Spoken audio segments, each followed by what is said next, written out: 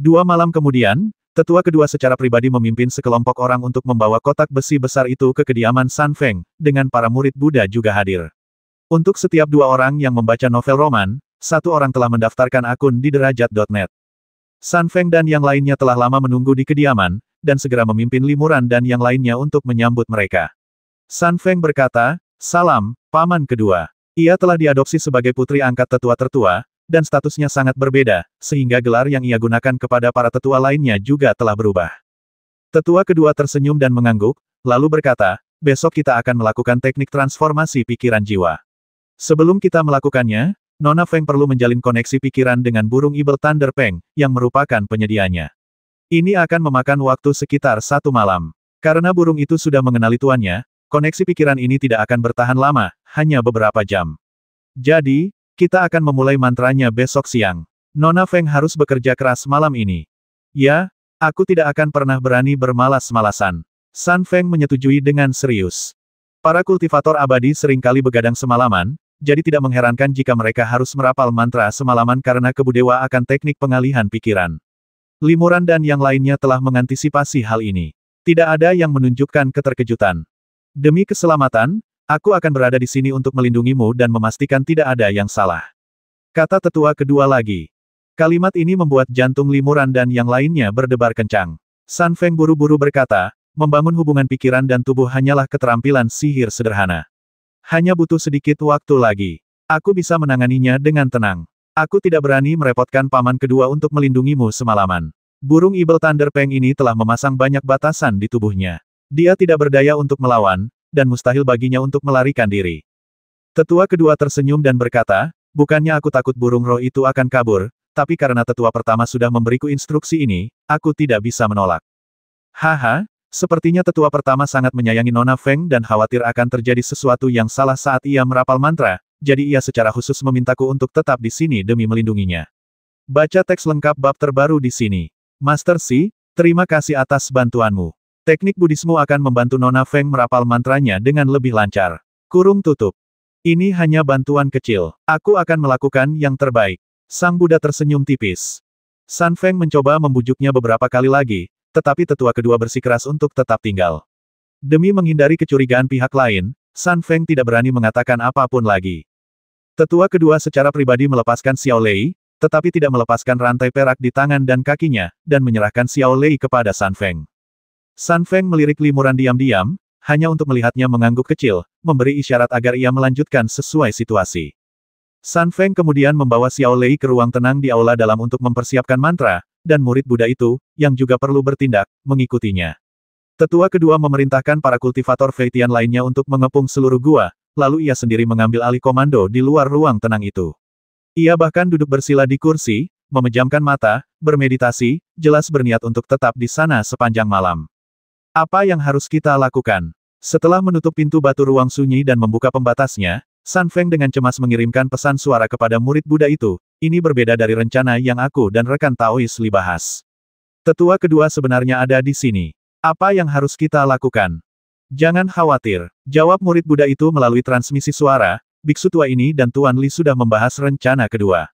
Sepertinya klan Feitian tidak akan damai malam ini." Di aula samping, Limuran, Huo Yunlai dan Bu Yunjun berkumpul dan berbicara secara rahasia.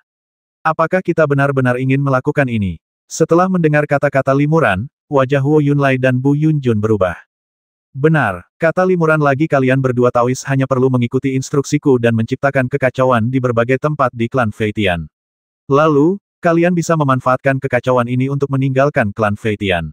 Sedangkan aku dan Feng Xianzi, kami akan mencari cara untuk melarikan diri. Ada beberapa kultivator klan terbang yang menjaga gua ini. Rekan Taois Li, apa kau yakin bisa menghadapi mereka satu persatu?" Huo Yunlai ragu. Limuran tersenyum tipis, "Jika kita membasmi mereka, klan Feitian akan waspada. Kebetulan aku mahir dalam keterampilan atribut gelap, jadi aku bisa memanfaatkan malam untuk menyelinap keluar dari gua tanpa diketahui para kultivator ini." Bagaimana dengan tetua kedua? Dia benar-benar abadi. Apa dia tidak menyadarinya? Bu Yunjun juga merasa ada yang tidak beres. Limuran berkata, "Penatua kedua dan para tetua abadi sejati lainnya akan ditahan oleh Tuan Xi, jadi kita tidak perlu berurusan dengan mereka. Kita hanya perlu membuat beberapa jebakan secara diam-diam. Semakin besar jebakannya, semakin mudah bagi Feng Xianzi dan aku untuk berhasil melarikan diri dari klan Fei Tian. Huo Yunlei jelas tahu bahwa San Feng punya rencana untuk klan Fei Tian. Ia langsung mengangguk dan berkata, baiklah, bahkan jika aku harus mengorbankan nyawaku, aku akan membuat keributan besar di klan Fei Tian malam ini. Tuan Bu, masalah ini bukan hanya tentang menyelamatkan burung spiritual rekan Daois Li, tetapi juga tentang kultivasi suster junior San seumur hidup. Anda tidak akan tinggal diam, kan? Tentu saja tidak, kata Bu Yun, bagaimana mungkin aku orang yang tidak berperasaan dan tidak tahu berterima kasih seperti itu. Baiklah, aku juga setuju untuk membantu. Ayo kita buat keributan besar, lalu kita akan meninggalkan klan Fei Tian. Terima kasih kalian berdua. Limuran sangat gembira, dan mereka bertiga segera berkomunikasi dengan hati-hati dan berdiskusi sebentar. Tak lama kemudian, ledakan keras meletus dari ruangan sunyi tempat San Feng merapal mantra. Seketika, ribuan sinar keemasan melesat ke langit. Cahaya keemasan ini begitu intens, dan fluktuasi energi vital yang menyertainya hampir menghancurkan seluruh gua dalam sekejap. Para kultivator di dalam dan di luar gua ketakutan, dan Limuran beserta 3 orang lainnya tersapu puluhan mil jauhnya oleh cahaya keemasan itu. Apa yang terjadi? Tetua kedua terkejut. Ia bertepuk tangan, dan energi sejati serta kekuatan sihir yang melonjak dari telapak tangannya berubah menjadi perisai udara tak terlihat untuk melindunginya. Entah itu cahaya keemasan atau fluktuasi energi vital, semuanya diblokir dan dilarutkan oleh perisai udara ini. Sebelum cahaya keemasan itu benar-benar redup, suara tawa keras sebagai lonceng terdengar dari tengahnya. Hahaha, rekan-rekan donatur, burung spiritual Thunder Peng ini dengan senang hati diterima oleh biksu malang ini. Otang pembawa sial, dasar pencuri botak, beraninya kau mencoba merebut Thunder Peng. Tetua kedua terkejut dan marah. Ia takut muridnya akan kabur, jadi ia segera melebarkan sayapnya dan melepaskan cahaya putih menyilaukan dalam jumlah besar, membentuk perisai cahaya raksasa yang menutupi area seluas 10 mil. Cepat, beritahu para tetua lainnya untuk datang. Tetua kedua memerintahkan para kultivator klan Fei Tian di dekatnya. Ia memelototi biksu itu dengan penuh kebencian dan berkata, seekor keledai botak biasa di tahap awal keabadian sejati, berani membuat masalah di klan kami. Apa kau pikir kami para tetua tidak punya rasa hormat? Beraninya kau melawan beberapa tetua kami. Biksu itu adalah orang luar yang diundang oleh tetua ketiga, dan latar belakang mereka tidak diketahui. Oleh karena itu, tetua kedua dan ketiga sangat berhati-hati. Mereka sopan di permukaan, menemaninya secara pribadi kemanapun, tetapi sebenarnya, mereka juga mencegahnya menimbulkan masalah. Namun, mengingat biksu ini masih dalam tahap awal kultivasi keabadian sejati, klan Fei Tian memiliki 5 tetua keabadian sejati, termasuk 2 dewa tertinggi dan seorang tetua agung yang hampir menjadi dewa agung. Dari segi jumlah dan kultivasi, mereka jauh melampaui biksu itu. Tetua kedua sangat terkejut dengan keberanian biksu itu untuk menyerang. Tetua ketiga dan rekan-rekannya segera bergegas setelah mendengar berita itu. Setelah mengetahui hal ini, mereka dengan marah berseru, pencuri botak ini sedang mencari mati. Biksu Buddha itu tersenyum tipis mendengar ini. Seorang kultivator dewa sejati tingkat awal yang membuat masalah di klan Fei Tian, yang memiliki banyak tetua dewa sejati, memang sedang mencari kematian. Namun, siapa sangka bahwa ini hanyalah salah satu dari 300 klon arhatnya.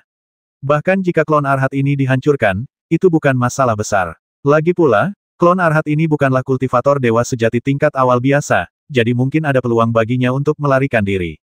Yang lebih tidak terduga lagi adalah bahwa dia, seorang abadi sejati, bersedia mempertaruhkan nyawanya untuk menimbulkan masalah di klan Fei Tian, tetapi itu hanya untuk menutupi tindakan beberapa generasi muda di tahap penyeberangan kesengsaraan.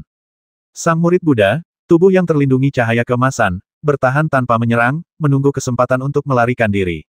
Tetua kedua dan yang lainnya masing-masing melepaskan kekuatan magis yang dahsyat untuk menyegel ruang ini sepenuhnya, takut sang murid Buddha akan melepaskan kekuatan magis spasial tingkat tinggi dan lenyap tanpa jejak. Pada saat yang sama, keempat tetua juga terus menyerang murid Buddha tersebut, dan kemampuan terkuat murid Buddha tersebut jelas adalah bertahan. Ia dikenal sebagai Buddha emas abadi. Bahkan klon arhat ini memiliki jejak kekuatan tubuh emas dan pertahanan yang sangat kuat. Keempat tetua tersebut tak berdaya melawannya untuk sementara waktu. Untungnya, segel ruang angkasa yang dibentuk oleh keempat orang itu sangat kuat. Meskipun para pengikut Buddha memiliki pertahanan yang luar biasa, mereka tidak punya cara untuk melarikan diri. Tetua keempat berkata dengan getir, si botak pencuri ini memang tangguh, tapi dia tidak bisa kabur meskipun bersayap. Dia hanya bisa bertahan sebentar sebelum akhirnya roboh. Tapi kenapa tetua pertama belum datang? Kekuatannya jauh melebihi kita. Begitu dia datang, si botak pencuri ini pasti akan kewalahan. Di mana Lei Peng dan Nona Feng? Tanya tetua ketiga.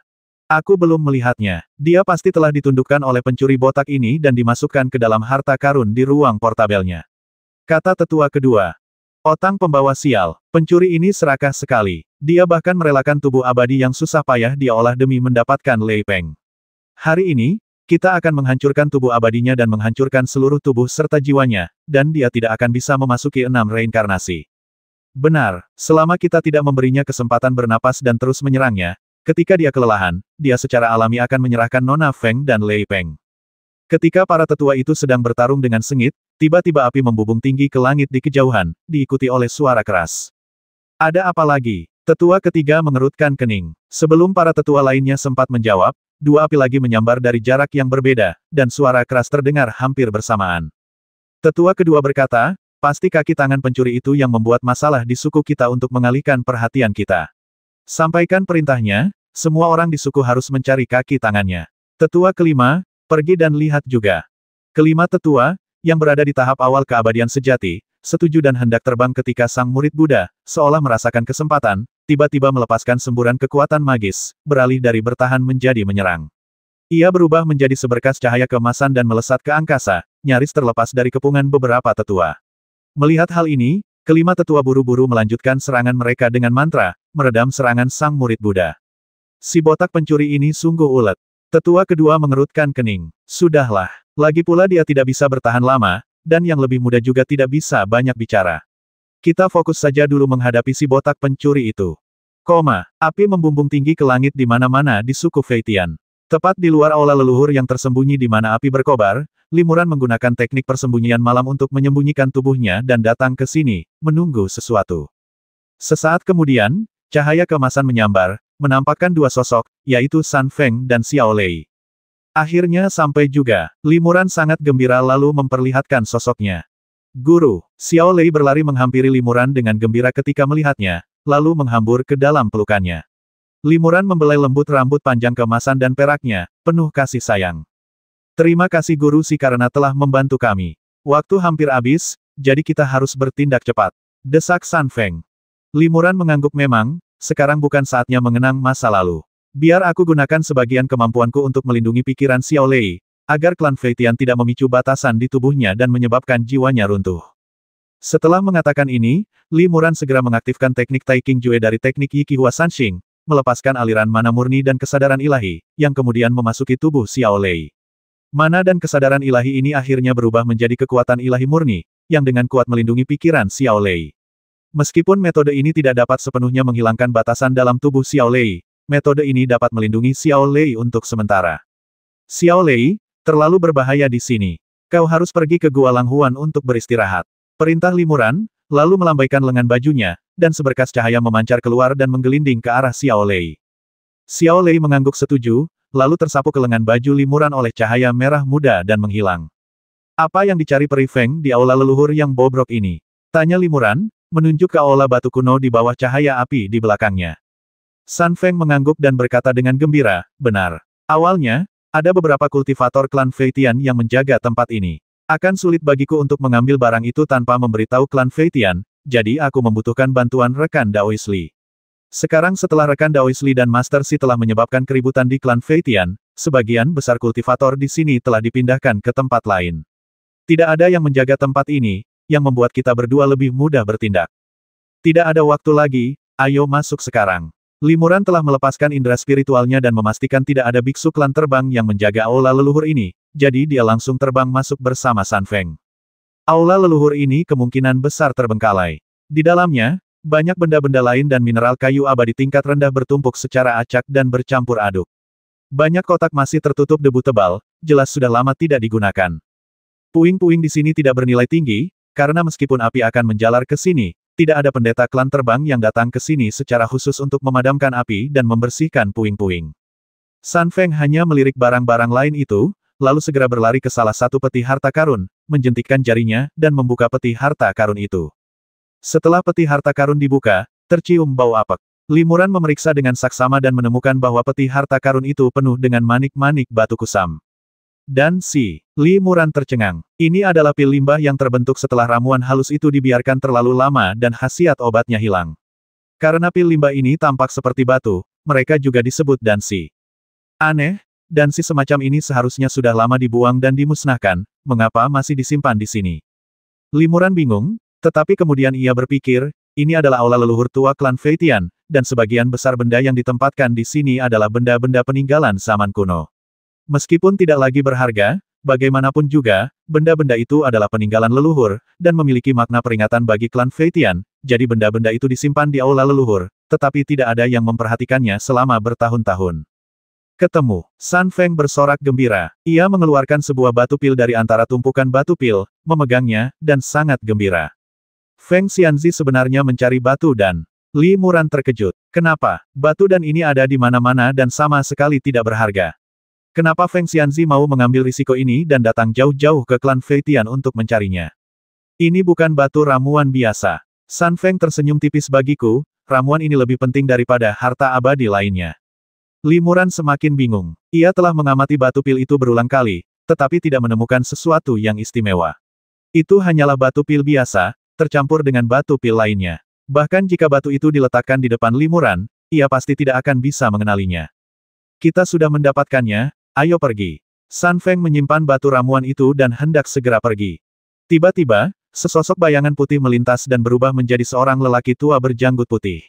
Lelaki tua itu tersenyum tipis dan berkata, "Putriku, mengapa kau terburu-buru pergi? Ayahmu sudah lama menunggu di sini."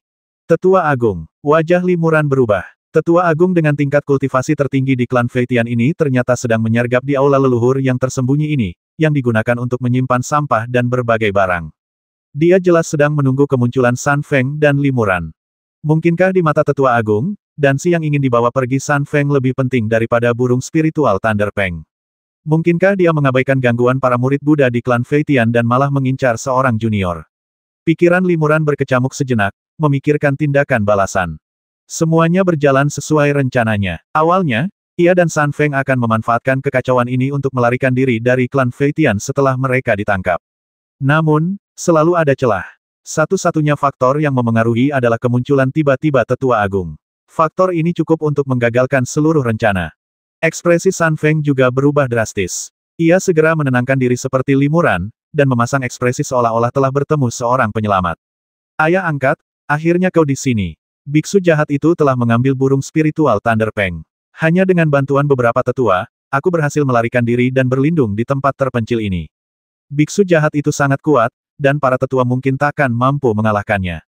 Ayah angkat, kumohon, pergilah dan tangkap pelakunya. Betapa hebohnya seorang biksu muda di tahap awal tubuh sejatinya. Lagi pula, burung spiritual Thunder Peng memang langka, tapi dibandingkan putriku di depanku, putriku tentu saja lebih penting.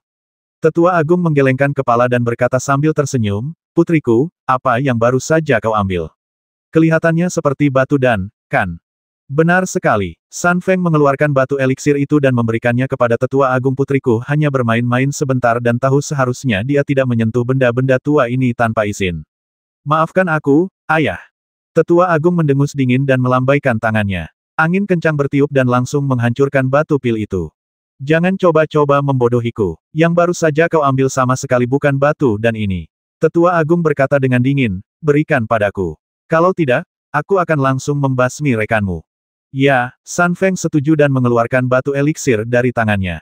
Meskipun ia berusaha sekuat tenaga untuk tetap tenang, lengannya sedikit gemetar saat ia mengeluarkan batu eliksir itu. San Feng bertanya, untuk apa ayah menginginkan batu dan ini? Sang Tetua Agung tersenyum, tetapi tidak menjawab. Ia malah berkata kepada San Feng, putriku, cepat telan batu ramuan ini.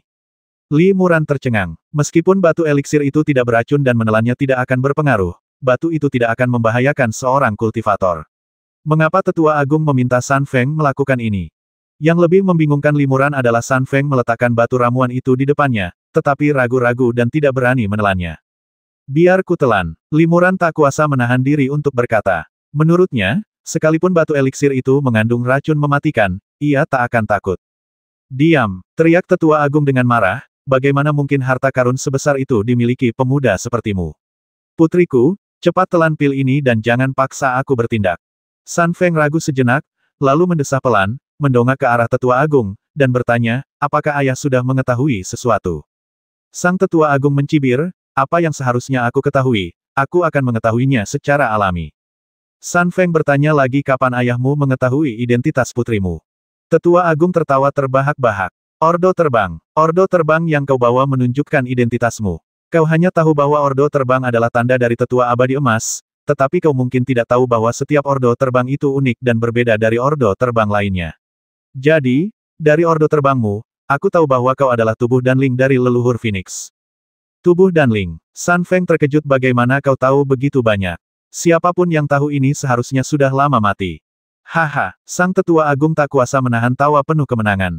Memang, tak seorang pun di klan Feitian seharusnya mengingat ini.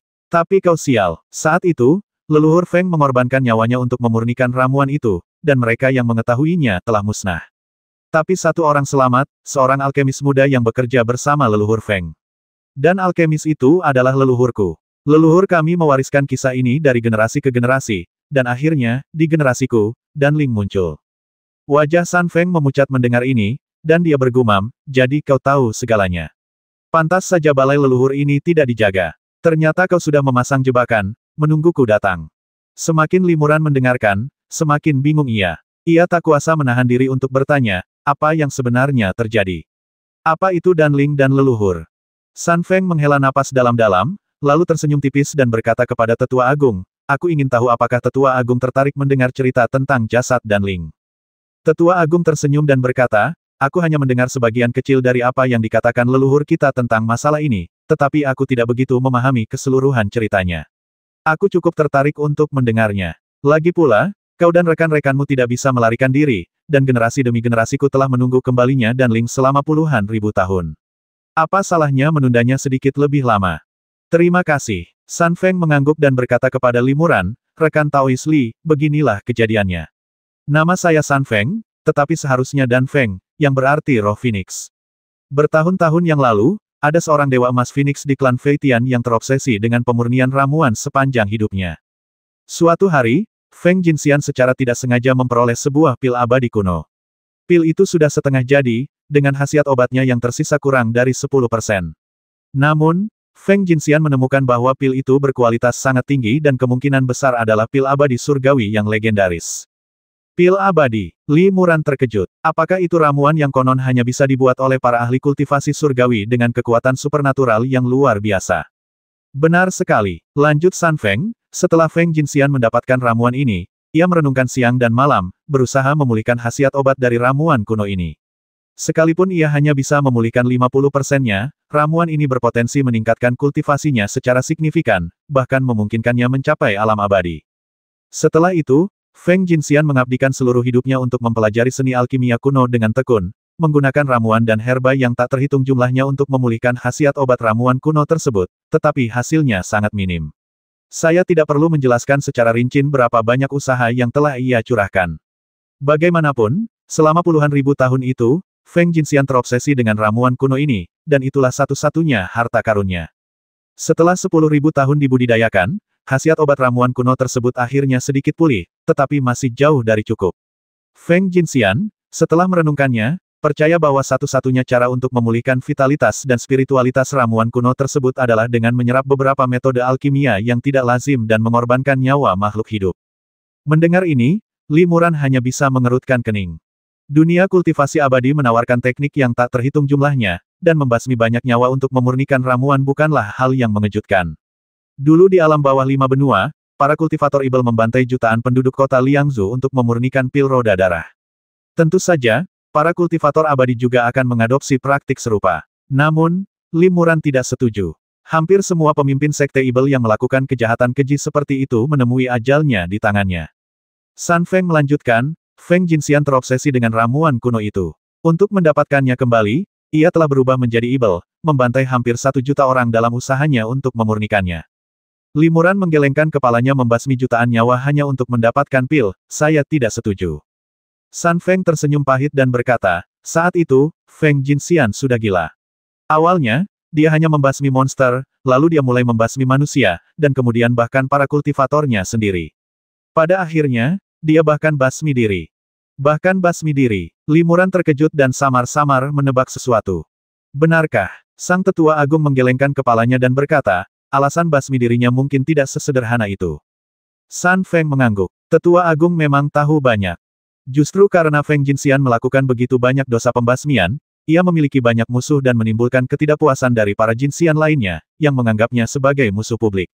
Feng Jinxian diburu kemana-mana, dan akhirnya tidak punya tempat lain untuk dituju. Selain itu, ia sangat ingin memurnikan ramuan itu, sehingga suatu hari, ia menceburkan diri ke dalam tungku ramuan, membiarkan tubuh Jinxiannya menjadi salah satu bahan baku untuk memurnikan ulang ramuan kuno itu. Tapi kali ini, setelah terjun ke tungku alkimia, dia berhasil memurnikan ulang ramuan kuno itu. Tanya Limuran spekulatif. Tepat sekali, kata San Feng, ramuan kuno itu tidak hanya berhasil disempurnakan, tetapi karena energi spiritual yang terkandung di dalamnya begitu kuat, ketika ramuan itu terbentuk, tidak hanya roh ramuan itu muncul, tetapi kultivasi roh ramuan itu pun tidak rendah, dan langsung berubah menjadi ramuan abadi. Eliksir kuno telah menjadi eliksir abadi. Limuran cukup terkejut. Meskipun dikatakan bahwa segala sesuatu bisa menjadi abadi, bahkan tanaman, bunga, dan serangga, mereka semua memiliki jalan menuju keabadian. Namun, gagasan bahwa eliksir benar-benar dapat berubah menjadi roh dan menjadi abadi adalah hal baru baginya, dan hanya ada sedikit catatan tentang hal semacam itu dalam kitab suci klasik.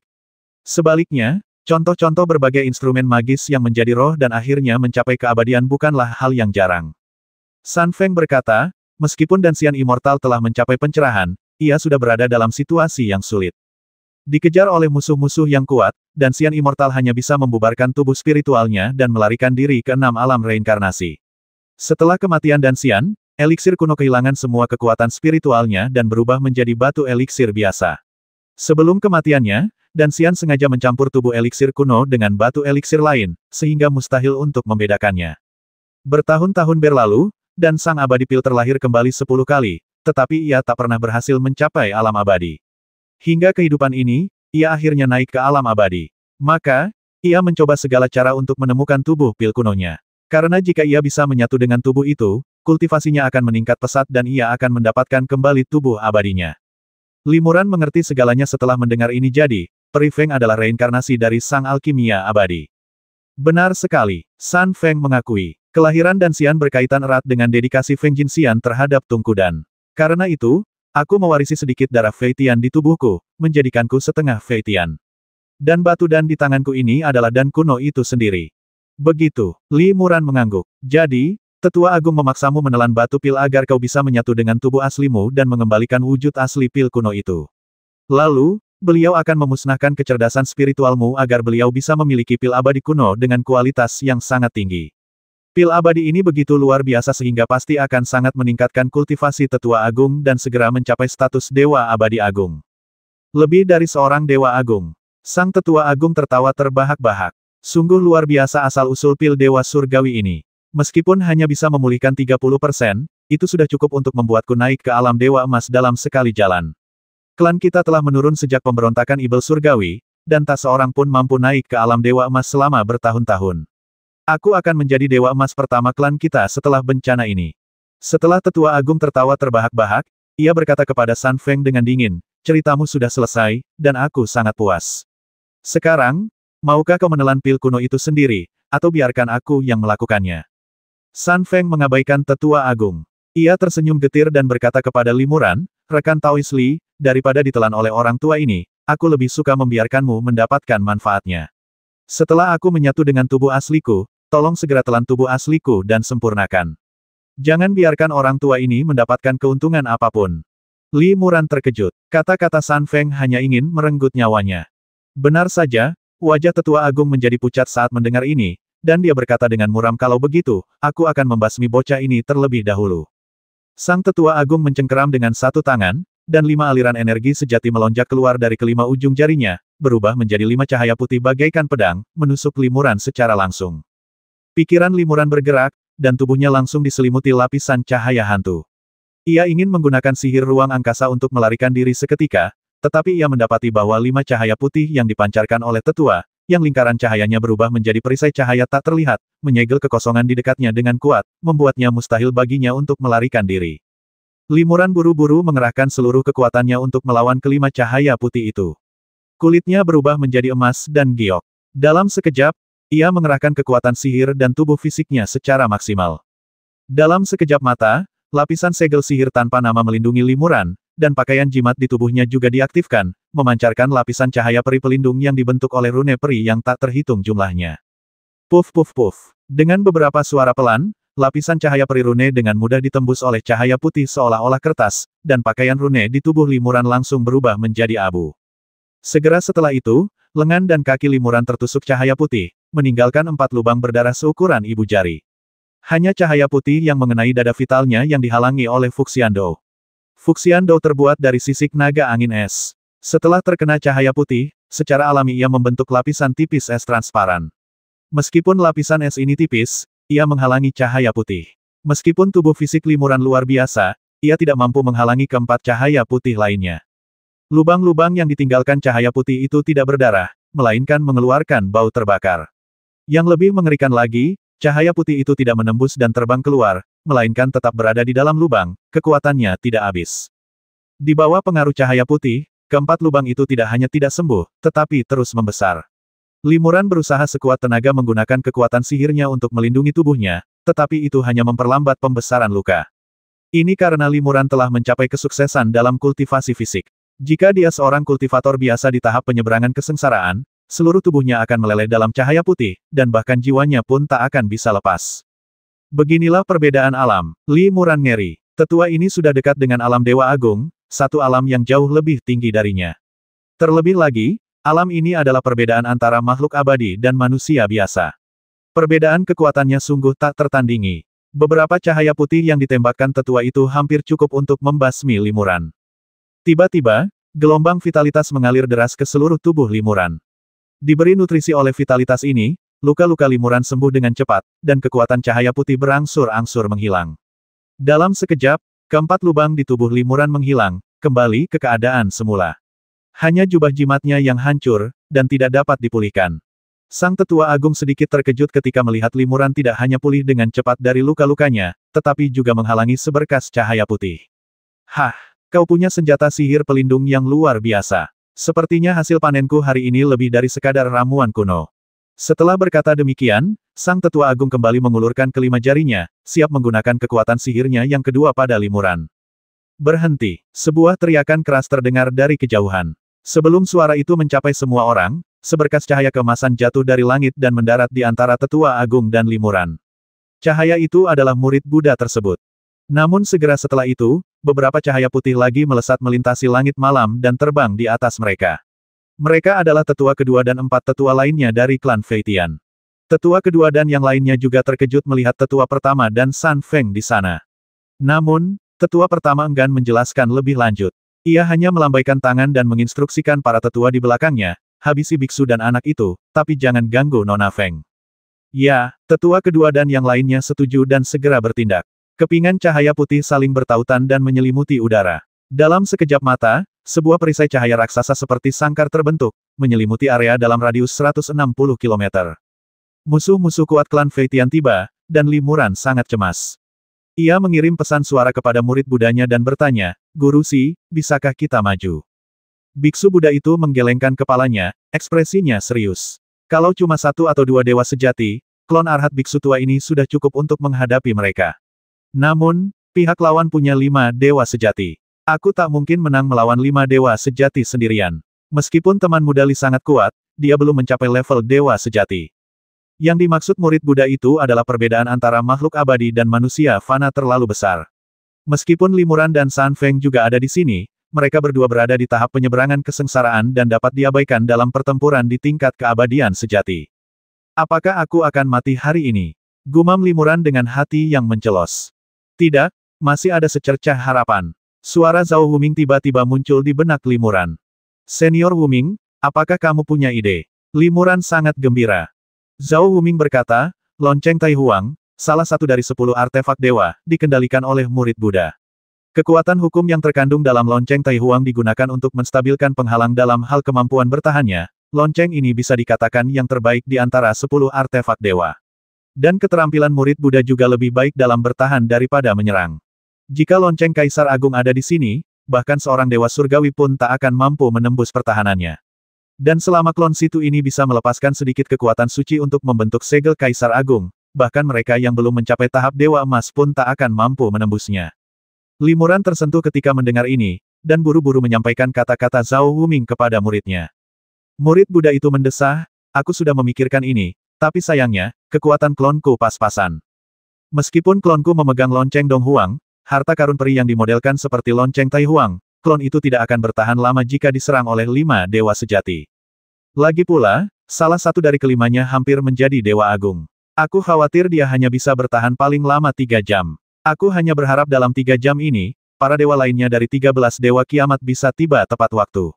Sekalipun hanya satu dari mereka yang datang, itu sudah cukup untuk menyelesaikan krisis saat ini. Setelah itu, murid Buddha itu mengangkat tangannya, dan sebuah lonceng emas, berukuran sekitar 1 inci, membubung ke angkasa. Lonceng itu dengan cepat membesar hingga 1000 kaki, lalu menyelimuti Limuran dan 3 orang lainnya. Cahaya keemasan dan aksara Sanskerta yang tak terhitung jumlahnya mengalir di atas lonceng itu, muncul dan menghilang, membuatnya jelas sekilas bahwa itu adalah sesuatu yang luar biasa. Namun, bagian dalam lonceng itu tidak terbatas, tampak memiliki keliling puluhan mil. Setelah lonceng emas menyelimuti mereka, Limuran dan yang lainnya tidak bisa lagi melihat apa yang terjadi di luar. Bahkan pikiran spiritual mereka pun terhalang oleh lonceng tersebut, tetapi mereka hanya bisa mendengar suara-suara. Serangkaian suara dentuman keras terdengar dari lonceng emas yang masih sedikit bergetar. Dikombinasikan dengan raungan sesekali dari tetua kedua dan yang lainnya, jelaslah bahwa para tetua klan Feitian sedang menyerang lonceng tersebut dengan ganas. Terima kasih, Guru, atas pertolongannya. San Feng tak kuasa menahan napas lega ketika melihat tetua agung dan yang lainnya tak mampu memecahkan lonceng emas itu untuk sementara waktu. Biksu itu melirik San Feng dan mendesah, "Nona, lonceng emas ini hanya bisa melindungi kita selama 3 jam. Saat itu, aku hanya bisa berusaha sebaik mungkin untuk menyelamatkan Li Xiaoyou dan tidak akan punya waktu untuk mengkhawatirkan hidup atau matimu. Apa petunjukmu untuk akhiratmu?" San Feng tertegun mendengar ini. Ia bertanya dengan ragu, bisakah ini benar-benar bertahan 3 jam? Sang penganut agama Buddha mengangguk. Hebat, San Feng sangat gembira. 3 jam sudah cukup bagiku untuk menyatu dengan tubuh asliku, memurnikan, dan menyerap kekuatannya. Saat itu, ketika Danxian terlahir kembali, dia pasti akan menjadi dewa sejati, dan mungkin bukan hal yang mustahil baginya untuk menyerang. Limuran berkata dengan dingin, jika Tuan Si memusnahkan kecerdasan spiritualmu setelah Peri Feng menelan ramuan kuno itu, dan kau menyempurnakannya sendiri atau memberikannya kepadaku untuk disempurnakan, apakah itu juga akan sangat meningkatkan kekuatanmu, atau memungkinkanku untuk maju ke alam abadi sejati dalam satu gerakan? Wajah San Feng berubah ketika mendengar ini. Rekan Daois Li, tolong jangan pikirkan itu. Ya, jika kau melakukannya, kau memang bisa mendapatkan ramuan kuno. Tapi kau bukan ramuan abadi. Memurnikan ramuan kuno itu akan memakan waktu yang sangat lama. Bisa memakan waktu 1000 tahun, atau bahkan puluhan tahun. Hanya dalam 3 jam, kau tidak akan mendapatkan banyak, dan malah kau akan kehilangan sekutu yang kuat. Kuharap rekan Daois Li mau mempertimbangkannya kembali. Li Muran mengangguk. Aku juga sudah memikirkannya. Mustahil bagiku untuk tidak tergoda oleh ramuan kuno itu, tetapi dengan musuh yang tangguh di depan mata, situasi keseluruhan harus diprioritaskan. Peri Feng, sempurnakan saja wujud aslimu. Tuan Si dan aku tidak akan memanfaatkan kesempatan ini untuk menyerangmu. Murid Buddha itu mengangguk pelan dan berkata melalui transmisi suara, apapun ramuan kunonya, selama kita bisa mengantar Tuan Li dengan aman ke 13 dewa, maka itu tidak akan menjadi masalah. Memang, tidak perlu saling membasmi demi ramuan kuno saat ini. Setelah mendengar apa yang dikatakan Limuran, San Feng sangat gembira dan berulang kali berterima kasih kepadanya. Kemudian, ia segera terbang ke sudut lonceng emas, memejamkan mata, duduk bersila, menelan batu eliksir, dan mulai berlatih sihir. Limuran melirik San Feng, lalu bertanya kepada murid Buddha itu, "Guru, benarkah hanya mereka yang memiliki kultivasi dewa sejati yang memiliki kesempatan untuk menerobos dalam pertempuran seperti itu?" "Benar," jawab biksu Buddha itu. Meskipun hanya ada segelintir kultivator dengan bakat luar biasa dan kekuatan magis yang luar biasa yang dapat mengalahkan kultivator di tahap akhir kesengsaraan dengan kultivasi tahap awal mereka, perbedaan antara tahap akhir kesengsaraan dan keabadian sejati adalah perbedaan antara yang abadi dan yang fana, jurang yang terlalu besar untuk diatasi. Kesengsaraan abadi terakhir, yang dikenal sebagai kesengsaraan abadi samsara, tidak hanya memungkinkan para kultivator untuk lepas dari siklus reinkarnasi, tetapi juga memungkinkan mereka untuk terlahir kembali, membersihkan sumsum dan memperkuat otot-otot mereka, memurnikan roh primordial mereka, dan melenyapkan 3 mayat.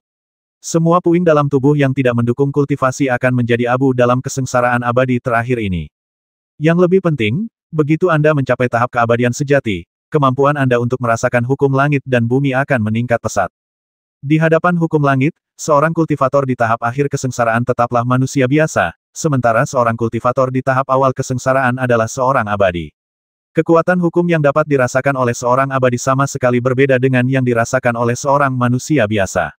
Justru karena alasan inilah, meskipun teknik yang sama digunakan, seorang abadi sejati jauh lebih unggul daripada seorang kultivator di tahap akhir kesengsaraan. Ekspresi Limuran berubah jadi, satu-satunya cara bagiku untuk lolos dari klan Feitian ini adalah jika aku maju ke tahap dewa sejati. Sayang sekali, biksu itu mengangguk, lalu mendesah, sayang sekali kau baru berada di alam abadi selama lebih dari 100 tahun. Aku khawatir kau tidak punya cukup mana untuk bertahan hidup dalam siklus reinkarnasi. Mungkin saja tidak, Limuran mengangkat bibirnya. Sejujurnya, aku baru saja memurnikan 11 pil ginseng kualitas terbaik beberapa waktu lalu, yang hampir setara dengan meningkatkan kultivasiku selama 1000 tahun. Manaku sekarang melimpah, dan jelas tidak kalah dengan kultivator manapun di puncak tahap akhir kesengsaraan. Sambil berbicara, Limuran melambaikan lengan bajunya dan seberkas cahaya meluncur keluar, dan Xiao Lei lah yang dipanggil keluar olehnya. Xiao Lei, bagaimana keadaanmu? Tanya Limuran. Xiao Lei berkata, aku baru saja meminum ramuan ajaib pemberian guruku, tapi 2 di antaranya bekerja sangat cepat. Sebagian vitalitasku sudah pulih, namun, mungkin butuh beberapa hari untuk memulihkan kultivasiku sepenuhnya. Bagus sekali, Limuran mengangguk, aku tak sabar menunggu kultivasimu pulih sepenuhnya. Bersiaplah, aku ingin mulai mengatasi kesengsaraan abadi dan menjadi abadi sejati. Guru akan mencapai alam abadi sejati. Xiao Lei terkejut sekaligus gembira mendengarnya. Baru 100 tahun berlalu, dan kultivasi guru sudah berkembang pesat. Limuran berkata, awalnya, aku tidak terburu-buru untuk maju. Aku harus berkultivasi setidaknya 100 tahun lagi sebelum mempertimbangkannya. Tapi sekarang situasinya mendesak, dan aku hanya bisa bertahan dalam bahaya. Aku harus mengambil risiko menarik kesengsaraan abadi terlebih dahulu. Luar biasa, puji Zhao Huming lantang, dalam kultivasi, jika kau tidak maju, kau akan mundur. Jika kau penakut, kau hanya akan maju. Di saat kritis, kau tidak kehilangan ketenanganmu, dan kau berani mengatasi kesengsaraan abadi dan berjuang menuju alam abadi sejati. Keberanian ini saja tidak kalah dengan kebanyakan dewa sejati. Mendengar Limuran mengatakan bahwa ia ingin melampaui kesengsaraan abadi dan menjadi abadi sejati, murid Buddha itu awalnya terkejut, tetapi kemudian mengangguk berulang kali, baiklah, saya akan melindungi Guru Li. Sebelum pendonor mencapai keabadian sejati, tidak ada kultivator yang diizinkan mengganggunya. Terima kasih, Guru. Limuran berterima kasih padanya dan segera mulai bersiap. Limuran tidak mahir dalam formasi, dan butuh waktu cukup lama untuk membentuk beberapa formasi yang akan membantunya mengatasi kesengsaraan. Terlebih lagi, formasi-formasi ini hanya sedikit berpengaruh dalam mengatasi kesengsaraan, jadi ia tidak membentuk formasi sama sekali. Ia duduk bersila di tengah, di bawah lonceng emas. Setelah mengatur napasnya sedikit, ia segera merentangkan telapak tangannya, membuat gerakan tangan, dan melakukan teknik pemicu bencana tingkat ketiga. Teknik pemicu malapetaka ini memunculkan tingkat ketiga malapetaka abadi, yaitu malapetaka abadi reinkarnasi, yaitu malapetaka guntur. Ada 3 tingkat malapetaka abadi angin, api, dan guntur. Limuran, yang dilindungi oleh sisik naga angin es, berhasil melewati malapetaka angin dan api. Untuk tingkat terakhir malapetaka guntur, yang paling diandalkannya, selain kekuatannya sendiri, adalah burung rohnya, Little Thunder. Xiao Lei memiliki bakat langka untuk guntur surgawi, yang mampu membantu Limuran menahan guntur kesengsaraan abadi. Namun, luka Xiao Lei belum sembuh, dan kultivasinya biasa-biasa saja, sehingga sulit untuk mengatakan seberapa banyak guntur kesengsaraan abadi yang bisa ia bagikan dengan Limuran. Namun, hanya dengan bantuan Little Thunder, ia jauh lebih unggul daripada berbagai metode yang digunakan oleh kultivator lain di tahap akhir kesengsaraan, seperti formasi, ramuan, dan harta sihir pelindung tubuh. Lagi pula, hanya ada sedikit metode yang dapat menahan kekuatan guntur surgawi, dan keberadaan Little Thunder memberi Limuran keuntungan besar dibandingkan kultivator lain. Mengenai kondisinya sendiri, Limuran juga luar biasa. Setelah mencapai sedikit keberhasilan dalam mengolah teknik transformasi 1 Ki menjadi 3 murni, pikiran dan tubuhnya sudah cukup kuat untuk bertahan dari kesengsaraan abadi. Bahkan kekurangan utamanya, kurangnya waktu untuk berkultivasi, sebagian besar terimbangi oleh 11 pil ginseng kelas atas. Inilah alasan utama Limuran berani bertahan dari kesengsaraan abadi di titik kritis ini, dikelilingi oleh musuh-musuh yang kuat. Demi mengatasi malapetaka abadi secepat mungkin, Limuran merapal mantra dengan sangat cepat. Dengan kekuatan sihirnya yang dahsyat, setiap mantra dari teknik pemicu malapetaka itu terungkap sepenuhnya. Tiba-tiba, langit dan bumi di sekitarnya berubah warna, dan angin kencang bertiup. Fenomena langit dan bumi yang aneh ini berawal dari interaksi antara kekuatan hukum langit dan bumi dan para kultivator. Oleh karena itu, Bahkan jika ada harta abadi seperti lonceng Dong Huang untuk mengisolasinya, hal itu tidak akan berpengaruh pada kesengsaraan limuran. Hanya dengan sebatang dupa, pusaran energi vital raksasa muncul di langit. Pusaran ini melahap semua energi vital di sekitarnya dan perlahan meluas. Tak lama kemudian, luasnya mencapai ratusan hektar, ribuan hektar, atau bahkan puluhan ribu hektar. Area berkumpul klan Feitian tidak terlalu luas, hanya sekitar 100.000 kilometer persegi. Setengah jam kemudian, pusaran itu telah menyelimuti seluruh langit klan Feitian. Bahkan formasi dan batasan yang ditetapkan oleh klan Feitian pun tak mampu menghalangi pengaruh hukum langit dan bumi. Pusaran itu terus menyebar, menyelimuti hampir separuh rerun Dewa Kota Muk. Bagaimana mungkin fenomena langit seperti itu terjadi? Tetua kedua dan rekan-rekannya, yang sedang mati-matian menyerang lonceng emas, sangat terkejut. Mungkinkah fenomena langit ini menunjukkan bahwa seseorang sedang mengalami malapetaka reinkarnasi? Otang pembawa sial, Tetua Agung mengerutkan kening, mengumpat dalam hati, dan sian itu pasti telah menyatu dengan tubuh aslinya dan akan segera mencapai tahap abadi sejati. Kupikir dia sudah memiliki kultivasi untuk menjadi abadi sejati, dan sekarang dia baru saja menyatu dengan tubuh aslinya, wajar saja baginya untuk mencapai tahap abadi sejati. Seharusnya tidak ada kesengsaraan abadi. Aku tidak menyangka dia juga harus mengalaminya. Jika dia gagal, aku khawatir ramuan abadi kuno itu akan hancur dalam kesengsaraan guntur. Namun, jika dia berhasil, dia akan menjadi Dansian, dan tidak akan mudah untuk menghapus kecerdasannya dan hanya menyisakan ramuan abadi kuno dalam wujud aslinya. Tetua Agung ingin menghancurkan lonceng emas itu sesegera mungkin dan membasmi atau menangkap limuran beserta 3 orang lainnya hidup-hidup. Namun, pertahanan lonceng emas itu begitu kuat sehingga Tetua Agung dan yang lainnya belum pernah melihatnya sebelumnya. Kelima orang itu mengepung musuh selama setengah jam penuh, tetapi hampir tidak melihat efek apapun. Otang pembawa sial, Tetua Agung mengumpat keras lagi. Ia dan leluhurnya telah menunggu puluhan ribu tahun, dan akhirnya Danling muncul. Mereka hendak menggabungkan Danling dengan tubuh batu dannya, agar ia bisa mendapatkan ramuan kuno yang mungkin bisa membantunya mencapai alam abadi emas. Namun, di saat-saat terakhir, ramuan itu dihancurkan oleh Situ dan Limuran. Dia sangat marah, lalu berkata, gunakan mutiara pemecah langit. Manik penghancur surga. Wajah tetua kedua berubah drastis setelah mendengar ini. Itu senjata ampuh peninggalan nenek moyang kita. Sekali dipakai, kekuatannya tak terbayangkan. Aku khawatir kita pun tak akan bisa mengendalikannya. Tetua ketiga tidak setuju, katanya, lokasi ini tepat di jantung tempat berkumpulnya klan kita. Jika kita menggunakan mutiara pemecah langit di sini, aku khawatir sebagian besar tempat berkumpul kita akan hancur. Kita tidak akan punya cukup waktu untuk mengevakuasi begitu banyak anggota klan kita. Mohon pertimbangkan kembali, Tetua Agung. Wajah Tetua Agung sedingin es. Ia mengulangi kata demi kata dengan dingin, akulah Tetua Agung, yang bertanggung jawab atas semua urusan klan. Jika aku memerintahkan untuk menggunakan mutiara pemecah langit, maka itu harus digunakan. Siapapun yang berani menentang perintah klan, sekalipun mereka tetua abadi sejati, aku akan membasmi mereka tanpa ragu. Tetua kedua dan yang lainnya tersentak mendengar ini. Jelas sekali tetua pertama benar-benar marah. Jika mereka berani menolak saat ini, mereka pasti akan mendapat masalah. Ini, keempat tetua lainnya saling berpandangan, tidak tahu harus berbuat apa. Cepat pergi, aku mulai tidak sabar, geram Tetua Agung. Baik, tetua kedua tak punya pilihan selain setuju.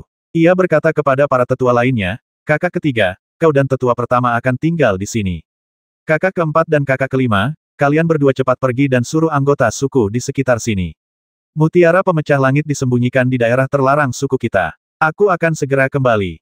Ya, tetua keempat dan kelima menerima perintah itu dan segera bersiap untuk berangkat, tetapi masalahnya begitu mendesak sehingga mereka hanya bisa mengirim sejumlah kecil anggota klan terdekat ke tempat yang jauh. Anggota klan lainnya mungkin tidak bisa terbang jauh dalam waktu singkat. Apakah mereka bisa bertahan hidup bergantung pada keberuntungan mereka sendiri? Kalian berdua tidak boleh pergi. Tetua Agung menghentikan tetua keempat dan kelima. Ia berkata, si botak pencuri itu sangat kuat. Jika kalian semua pergi, dia mungkin akan memanfaatkan kesempatan itu untuk melarikan diri. Itu akan menjadi bencana. Kakak kedua, pergilah dan ambil mutiara langit yang rusak itu sendiri. Cepat kembali. Sedangkan untuk para anggota suku itu, gunakan jimat transmisi suara untuk memberitahu mereka agar menjauh dari sini. Ini, tetua kedua menunjukkan ekspresi enggan, dan para tetua lainnya terdiam. Semua orang mengerti bahwa ada banyak kultivator tingkat rendah di klan. Jika saja jimat transmisi suara digunakan untuk berkomunikasi, bahkan jika semua anggota klan segera menerima perintah dan melarikan diri jauh, banyak dari mereka tidak akan dapat melarikan diri dari jangkauan kekuatan mutiara pemecah langit tepat waktu dan akan mati di sini. Beraninya kau melanggar perintahku. Mata Tetua Agung berkilat tegas, nadanya sedingin es. Tetua kedua dan yang lainnya mengerutkan kening, tetapi tidak bergerak atau menanggapi. Melihat tetua kedua dan yang lainnya seperti ini, nada tetua pertama berubah. Ia mendesah pelan, sejujurnya, aku punya harta karun yang berada di tangan ketiga orang ini. Selama kita bisa menembus pertahanan lonceng emas ini dan menangkap ketiga orang ini, aku akan memiliki peluang besar untuk maju ke alam abadi emas. Kalian semua tahu betul betapa pentingnya kehadiran seorang abadi emas bagi klan kita. Demi rencana besar ini, kehilangan beberapa kultivator tingkat rendah adalah hal yang sangat penting. Sebagai tetua klan, bagaimana mungkin kalian tidak tahu ini? Maju ke tahap keabadian emas. Tetua kedua dan yang lainnya sangat terkejut.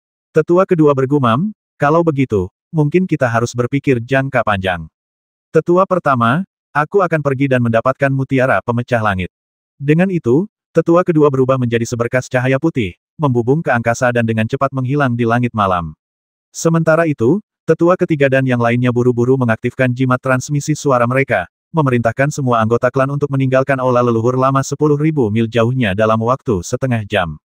Kebanyakan kultivator di atas tingkat Mahayana dapat menempuh jarak ribuan mil dalam waktu setengah jam, tetapi kultivator tingkat rendah lainnya mungkin tidak dapat melakukannya. Tak lama kemudian, tetua kedua tiba, membawa peti harta karun emas raksasa.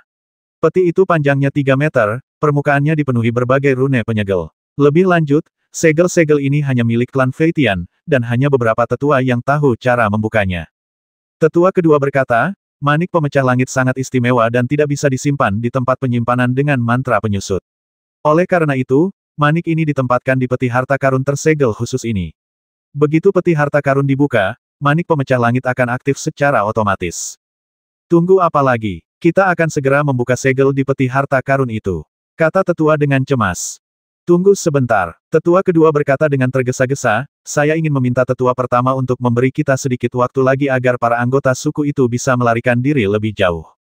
Setelah mengatakan ini, tetua kedua membungkuk kepada tetua pertama. Tetua keempat, yang juga seorang pelindung, dan guanya berada di dekatnya, melihat perilaku tetua kedua dan segera melangkah maju untuk memohon agar tetua pertama menahan diri. Tetua ketiga dan kelima ragu sejenak sebelum bergabung dengan tetua kedua dan keempat. Kau terlalu berhati lembut. Kalau kau tidak bertindak, aku sendiri yang akan membuka segelnya. Teriak tetua agung dengan marah. Ia melambaikan lengan bajunya dan meletakkan peti harta karun itu di atas lonceng emas. Kemudian, ia segera menjentikkan 10 jarinya dan melancarkan serangkaian mantra pembuka segel. Manik pemecah langit adalah senjata pamungkas klan Feitian, dan penggunaannya sangat berbahaya. Oleh karena itu, untuk mencegah anggota individu atau mata-mata meledakkan manik pemecah langit secara sembarangan, manik tersebut dibungkus dengan banyak segel, yang membutuhkan waktu untuk dibuka. Lebih lanjut, setiap upaya untuk membuka segel pada peti manik pemecah langit akan menimbulkan gangguan yang signifikan, sehingga anggota klan Feitian lainnya dapat bereaksi dengan cepat. Di bawah mantra tetua agung, segel-segel itu terlepas satu persatu. Setiap kali segel terbuka, terdengar suara gemuruh yang memekakkan telinga dan cahaya putih yang menyala-nyala menyinari seluruh langit malam. Bahkan Limuran dan yang lainnya di dalam lonceng emas menyadari keributan itu. Suku Feitian mungkin menunjukkan kekuatan magis yang dahsyat. Murid Buddha itu mengerutkan kening dan melirik Limuran dan San Feng. Limuran masih memicu kesengsaraan abadi, dan itu telah mencapai akhirnya. Kesengsaraan abadi akan segera datang, dan kecepatannya dalam merapal mantra semakin cepat. Ia pasti tahu bahwa waktunya hampir habis, jadi ia ingin mengatasi kesengsaraan itu sesegera mungkin. Tubuh San Feng perlahan-lahan menjadi transparan dan berubah menjadi gumpalan aura seperti jiwa, yang diserap oleh pil kuno di tubuhnya sendiri. Akhirnya, tubuhnya lenyap sepenuhnya, hanya menyisakan pil kuno bundar yang memancarkan aroma aneh. Ini sebenarnya pil surgawi atribut kayu. Pikiran murid Buddha itu tergerak. Ini memang terlihat seperti ramuan yang diracik oleh teman abadi itu, tetapi ada yang sedikit berbeda. Sayang sekali Tuan Li bukan seorang kultivator atribut kayu murni. Kalau tidak, setelah menelan pil surgawi ini, beliau bisa mengolahnya dengan cepat dan mencapai keabadian sejati dalam sebatang dupa. Inilah saat Dan Xian berada pada titik terlemahnya. Siapapun dapat dengan mudah mengambil tubuhnya dan memurnikannya untuk digunakan sendiri. Sang murid Buddha juga memiliki kesempatan besar untuk melakukannya. Namun, sang murid Buddha enggan melakukannya. Pil kuno itu dengan panik menyerap energi vital langit dan bumi di sekitarnya. Setiap kali menyerap sebagian energi vital, lapisan cahaya muncul di permukaan pil kuno tersebut. Cahaya itu perlahan-lahan menjadi semakin tebal, membentuk bayangan samar. Dupa lain pun berlalu, dan melihat tetua kedua dan yang lainnya masih belum bertindak untuk membuka segel mutiara pemecah langit, Tetua Agung berteriak dengan marah, "Apa yang masih kalian ragukan? Apa kalian benar-benar ingin menunda sampai semua anggota klan telah melarikan diri ribuan mil? Jika kita tidak bertindak sekarang, sesuatu yang buruk akan terjadi." Ya, tetua kedua setuju dan terbang menuju peti harta karun. Tak lama kemudian, kelima tetua terbang melayang di sekitar peti harta karun, merapal mantra satu demi satu, membuka segel di peti harta karun satu persatu. Mereka berlima bekerja sama, dan segelnya pun segera rusak. Tak lama kemudian, segel di peti harta karun itu pun setengah rusak. Pada saat itu, cahaya putih menyilaukan perlahan-lahan memancar dari celah-celah peti harta karun. Saat segel terus mengendur, cahaya yang memancar semakin kuat. Para tetua dapat dengan jelas merasakan gelombang energi vital yang dahsyat di dalam peti harta karun, yang ditekan oleh segel tersebut. Begitu segel dibuka, energi dahsyat ini akan melepaskan kekuatan yang luar biasa. Para tetua dengan hati-hati membuka segel tersebut, sambil terus memantau fluktuasi energi vital di dalam peti harta karun. Ketika segel di peti harta karun dibuka 3/4-nya, fluktuasi energi vital yang mengerikan tak lagi dapat dibendung. Cahaya putih yang lebih terang memancar dari peti harta karun, tanpa diduga melarutkan banyak segel dengan sendirinya. "Cepat!" seru tetua kedua, sambil cepat menghindar dan mundur.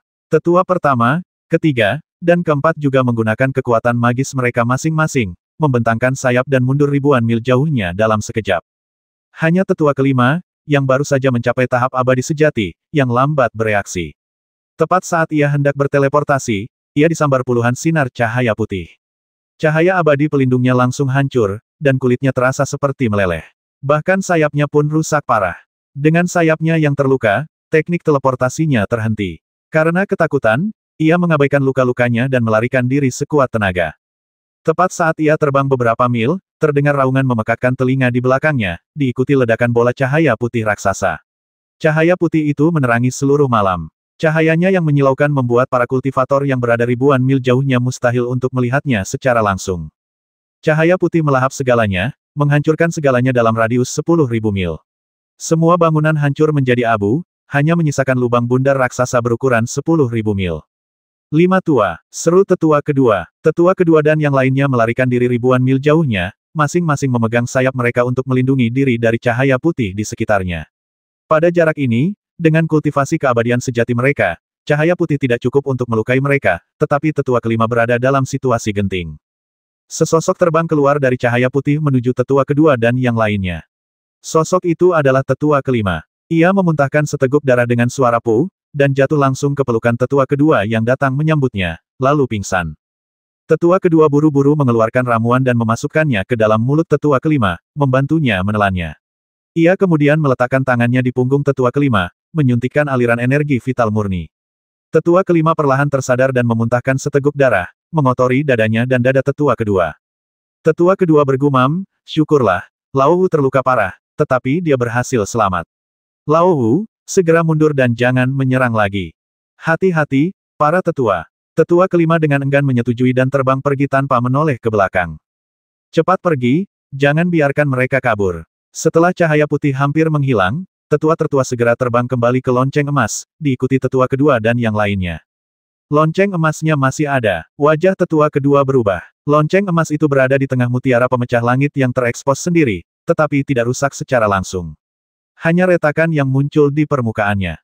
Tetua Agung juga cukup terkejut. Ia berkata, "Lonceng ini memiliki pertahanan yang luar biasa. Untungnya, kita menggunakan mutiara pemecah langit. Kalau tidak, bahkan jika kita menyerangnya dengan ganas selama beberapa jam, kita tidak akan bisa menghancurkannya." Sekarang cahaya keemasan lonceng ini telah meredup, dan retakan ada di mana-mana. Itu pertanda lonceng ini akan segera pecah. Jika kita terus menyerangnya, kita pasti bisa menghancurkannya. Pada saat ini, tiba-tiba terdengar suara gemuruh di udara. Itu adalah guntur emas yang jatuh dari langit dan langsung menghantam lonceng emas. Kesengsaraan telah dimulai. Sang tetua agung menjadi semakin cemas cepat dan jangan beri mereka terlalu banyak waktu. Di dalam lonceng emas, tubuh biksu Buddha itu bersinar dengan cahaya keemasan, dan ia berubah menjadi seorang arhat emas setinggi ratusan kaki. Ia menekan telapak tangannya pada lonceng emas dan menyuntikkan sejumlah besar kekuatan magis ke dalamnya agar lonceng emas itu tidak dapat dihancurkan. Semoga belum terlambat. Murid Buddha itu sangat cemas. Ia selalu memperhatikan situasi Limuran dan San Feng. Ramuan abadi kuno yang ada di tubuh Dan Feng telah memancarkan lingkaran cahaya tebal. Lingkaran cahaya itu seperti hantu, agak abadi, tetapi masih sangat samar dan tidak spesifik. Adapun limuran, ia sudah mulai mengatasi kesengsaraan abadi. Ia tak bergerak, dan tanpa menggunakan keterampilan apapun, ia menahan guntur emas pertama. Biksu Buddha itu terkejut. Kekuatan guntur itu luar biasa. Berbahaya menahannya hanya dengan tubuh fisik. Namun, limuran hanya sedikit gemetar dan menerima guntur emas itu tanpa cedera. Tubuh anak ini sungguh luar biasa. Para murid Buddha terkejut. Lagi pula, seorang kultivator di tahap akhir kesengsaraan tetaplah tubuh fana, bukan tubuh abadi sejati. Sekalipun ia berkultivasi hingga ekstrim, ia tidak akan terlalu kuat. Bagaimana mungkin ia berani melawan guntur surgawi secara langsung? Dan tetap aman dan sehat. Bahkan tubuh abadi pun mungkin tidak mampu melakukan ini. Bagaimana mungkin umat Buddha tahu bahwa tubuh fisik limuran memang tidak sebaik tubuh seorang dewa, tetapi tubuh fisiknya telah berulang kali mengalami baptisan guntur surgawi. Tidak seperti kultivator biasa, tubuh fisiknya memiliki daya tahan yang lebih besar terhadap guntur surgawi. Ini adalah bakat setelah tubuh beradaptasi dengan guntur surgawi, dan tidak ada hubungannya dengan alam limuran. Tuan Xi, berapa lama kau bisa bertahan? Limuran tiba-tiba berbicara setelah menanggung kesengsaraan surgawi pertama. Murid Buddha itu berkata, aku tak pernah menyangka klan Feitian punya senjata sekuat itu. Lonceng emas itu tak mampu lagi bertahan. Bahkan dengan sekuat tenaga, aku hanya bisa menundanya demi sebatang dupa lagi. Singkat sekali, limuran mengerutkan kening. Situasinya lebih mendesak dari yang ia duga. Limuran merenung sejenak dan berkata, Xiao Lei, gunakan bakat alami guntur surgawimu untuk memicu guntur dan biarkan semua kesengsaraan guntur jatuh sekaligus. Aku harus mengatasi kesengsaraan abadi secepat mungkin. Sekaligus, Xiao Lei terkejut, bisakah Tuan menahan ini? Tidak, murid Buddha itu terkejut. Ia berkata, jika guntur emas itu jatuh satu persatu, Guru Li masih punya sedikit waktu untuk bernapas, tetapi jika kekuatan guntur emas itu menyerang sekaligus, saya khawatir bahkan seorang kultivator abadi sejati biasa di tahap awal pun mungkin tidak akan mampu menahannya. Aku mengerti, kata limuran tegas, tapi saat ini, tak ada jalan kembali. Jika aku tak bisa melewati kesengsaraan abadi sebelum lonceng emas pecah, aku akan tamat. Aku masih punya secercah harapan, jadi aku harus membakar perahuku dan mengerahkan seluruh kemampuanku. Tepat sekali, puji Zhao Huming lantang, aku juga akan mengerahkan sepenuhnya vitalitas tak terbatas yang terkandung dalam bunga kelahiran kembali untuk membantumu menjaga tubuhmu. Xiao Lei, cepatlah merapal mantra, jangan tunda. Limuran mendesak lagi saat melihat Xiao Lei ragu-ragu. Oke, Xiao Lei setuju, segera berubah menjadi tubuh Lei Peng dan mulai merapal mantra. Serpihan petir memancar dari setiap bulu emas di tubuh Xiao Lei, menyatu menjadi pusaran petir kemasan. Pusaran itu dikelilingi oleh semburan petir, dan pusat pusaran itu menghadap limuran. Seperti yang diduga, kekuatan guntur surgawi tertarik oleh pusaran tersebut. Seketika, beberapa guntur surgawi jatuh, melewati pusat pusaran dan mendarat di limuran. Ini dia, teriak limuran pelan, lalu mengepalkan dan merentangkan telapak tangannya, membuka segel tanpa nama di atas kepalanya. Petir keemasan menembus segel tanpa nama itu, menghancurkannya tetapi sangat mengurangi kekuatannya. Petir itu akhirnya mendarat di lengan limuran yang terangkat dan menembus seluruh tubuhnya. Limuran mengerang, tubuhnya bergetar, dan sedikit rasa sakit muncul di antara alisnya, tetapi dia masih menggertakkan giginya dan menahannya. Waktunya sudah habis, ayo kita serahkan semua guntur emas. Limuran kembali menginstruksikan Xiao Lei. Xiao Lei mengucapkan mantra itu sekuat tenaga, dan pusaran petir berputar lebih cepat, menghasilkan gaya tarik yang lebih kuat. Awan bencana di langit, ditarik oleh kekuatan guntur surgawi, mengembun menjadi guntur emas yang sangat tebal dan jatuh langsung ke bawah. Boom! Suara guntur terdengar hingga puluhan ribu mil jauhnya. Bahkan Tetua Agung dan yang lainnya pun takjub melihat guntur keemasan ini. Oh tidak, hati Tetua Agung bergetar. Jika pil abadi tidak mampu menahan guntur emas ini dan runtuh, aku khawatir pil abadi kuno itu juga akan hancur. Pada saat ini, ramuan abadi kuno di dalam lonceng emas telah secara spontan melepaskan tubuh seorang abadi. Tubuh abadi ini, yang terkondensasi dari esensi ramuan tersebut, telah terbentuk, dengan sosok yang anggun, meskipun fitur wajahnya masih belum jelas. Guntur emas jatuh, inilah kekuatan guntur emas yang tersisa yang terkumpul.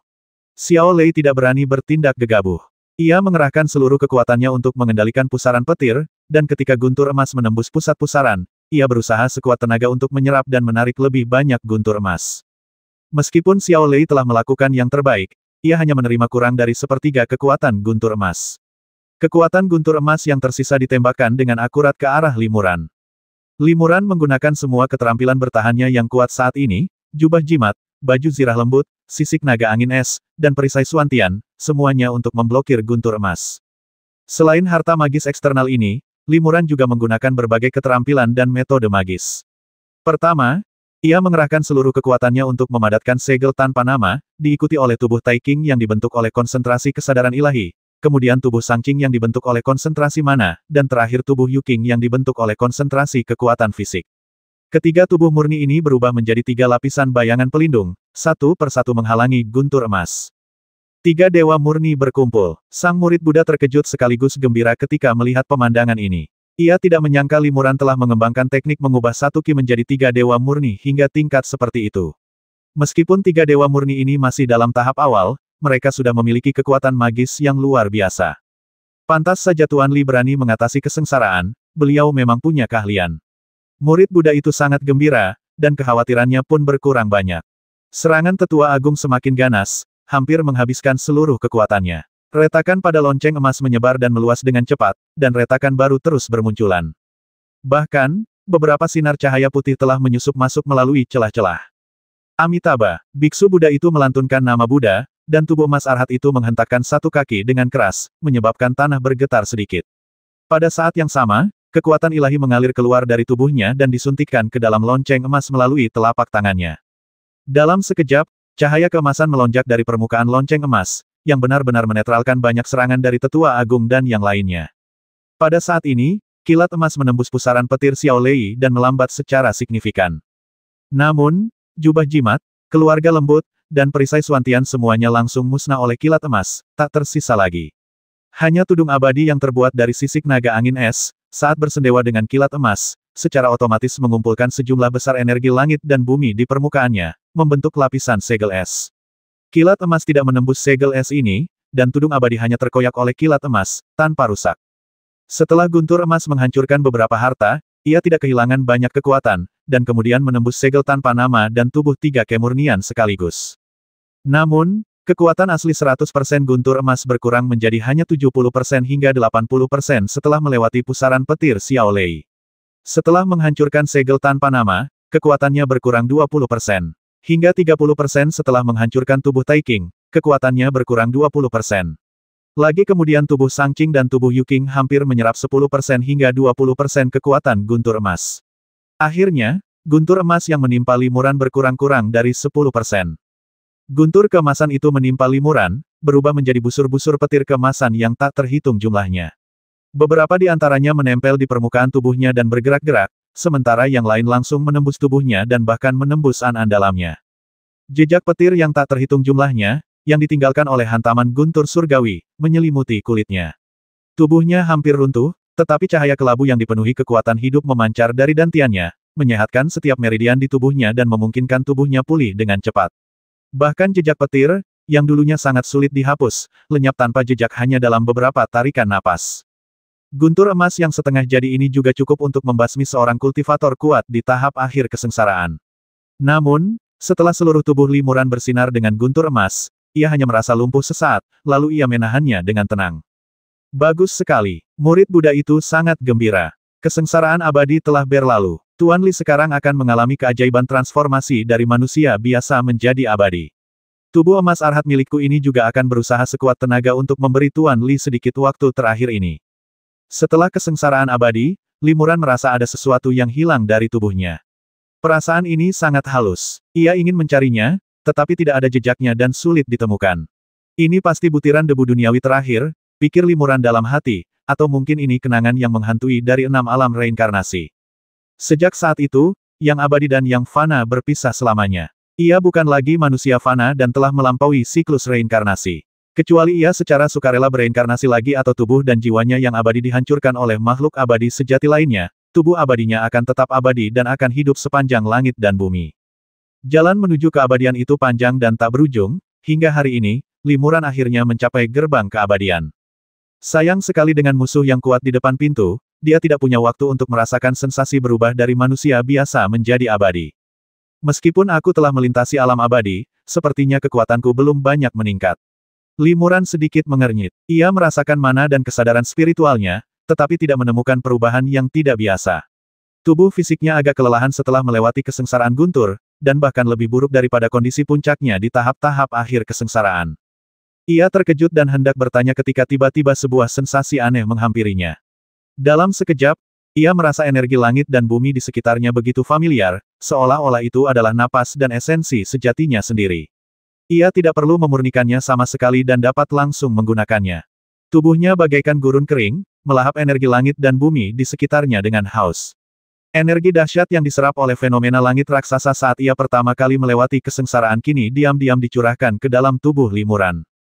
Dalam sekejap, sejumlah besar energi langit dan bumi melonjak masuk, tampaknya cukup untuk meledakkan dantian Limuran, tetapi Limuran tidak hanya tidak merasa bahwa dantiannya penuh, tetapi menjadi lebih lapar dan menyerap energi lebih cepat. Setiap inci daging dan darahnya menyerap energi vital dalam jumlah yang tak terbayangkan sebelumnya, lalu tiba-tiba menjadi transparan dan terpisah, membuat tubuh Limuran tampak seperti hantu. Namun, segera setelah menyerap energi vital dalam jumlah besar, hantu ini menjadi lebih padat dan padat lagi. Sesaat kemudian, tubuhnya berubah menjadi hantu lagi. Siklus perubahan ini, baik yang nyata maupun yang tidak nyata, terulang 9 kali. Ketika Limuran akhirnya menyerap semua energi vital langit dan bumi yang dibawa oleh fenomena langit, tubuh abadinya pun terbentuk dan tidak lagi berubah secara ilusi. Dan kekuatan sihir dantiannya 10 kali lebih besar dari sebelumnya. Jiwa primordialnya pun berubah. Kesadaran ilahinya semakin murni, dan persepsinya terhadap segala sesuatu di sekitarnya semakin jelas dan dekat, seolah ia mengetahui segala sesuatu di dunia seperti telapak tangannya sendiri.